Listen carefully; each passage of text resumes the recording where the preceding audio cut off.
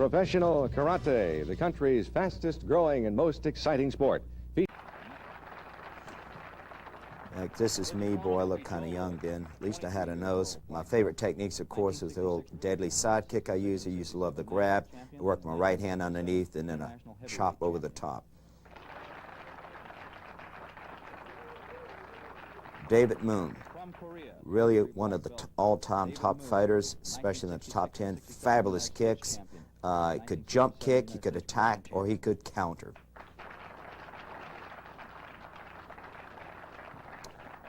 Bob Wall, an Okinawa Tae stylist, trained under me. Good sidekick, very aggressive, always likes to get off first. 1967 World Championships. Who's fighting our second match?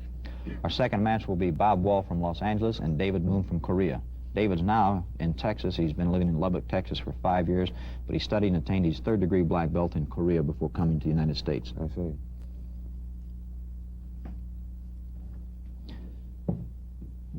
Mr. Steen is now the referee. He's bowed the two players in, going towards each other. They're taking a stance. If you notice, David fights very light. Bob Wall attacks with a side thrust kick twice. David has moved back and fight. Point's been called by the referees. David threw a Mawashi Gary left roundhouse kick. White flags are up for David since Bob's wearing a white flag. Mr. Steen's awarding the point to David. Roundhouse kick to the kidneys. David's been forced out of the area once. If he's forced out of the area unnecessarily 3 times, a point will be called against him. Both men are fighting out of side straddle strands. Another attack. Point called for Tae Kwon Do, bottom fist to the temple of Bob Wall. All 3 referees verify it. The point's awarded. The gentlemen bow out. Dai Won Moon, the winner of round 2. Of course, breaking a lot of ribs with that side kick. You might notice that side straddle stance he's using, which he got from me. And of course, Bruce Lee, in my opinion, copied it from me and used it in a lot of his movies. Bob's problem here, of course, is he's got a tremendous amount of determination, strong heart, but the technique's a little weak, mainly because although he is trying to get off first and he's beat David to the draw, since he's out of range, when you squeeze the trigger on that side kick, he's off balance at the end of it. Dai Won Moon takes advantage of him being off balance, ends up scoring 2 good, easily scored counter techniques. This is our head referee this time. He brings the boys to the position. They bow to the referee. They're saluting to each other. Fighting out of the same stance. This means both fighters fighting out of the same direction. These boys are both very strategical fighters. They're watching the eyes, they're watching the hands, they're watching the feet all at the same time. There's some kind of a break, some kind of a reaction. They're trying to feint each other out to make the other man to defend something that isn't coming, or to expect something else. Lewis advances, side thrust kick into the kidney area. Seems to hurt David a little bit. 2 judges have a red flag up since Lewis is wearing the red sash on his belt. David's trying to catch his breath.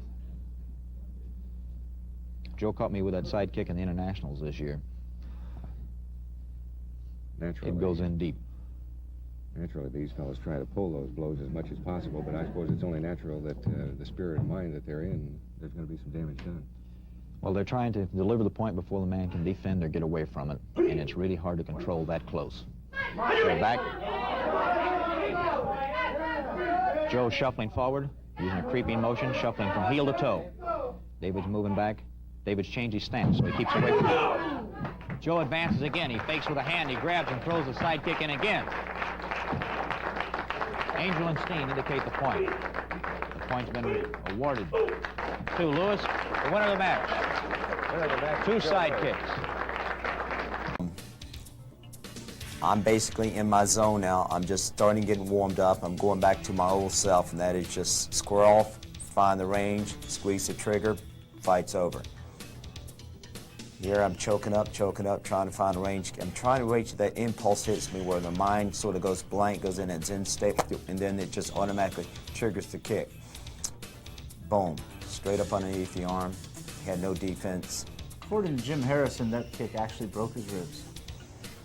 As you'll see in the next clash that he turns the other side forward.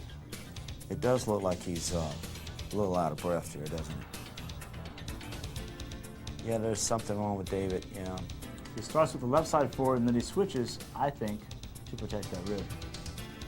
Again, just set it up, finding the range, waiting for the impulse to hit me, boom. It's one of my old favorite moves to grab the guy's lead hand, especially when they wore those gi tops where the sleeve came all the way down to the wrist. That's not practical at all. It's too easy to grab. You notice the gi I have on is that kendo top. One of the reasons we wear that is to show off the size of the forearms, intimidate the opponent, make it difficult for someone to grab your sleeves. That's real karate. Major part of the left. Jim, come on over here for a minute, Joe. Congratulations. Thank you. From Professional Good sidekick, Karate. Joe. Thank you. Beautiful, beautiful job. But in the meantime, congratulations. Thank you. My pleasure. Beautiful job. Congratulations, Joe Lewis. And now, for Jim Harrison, this is Fred Everett for Professional Karate.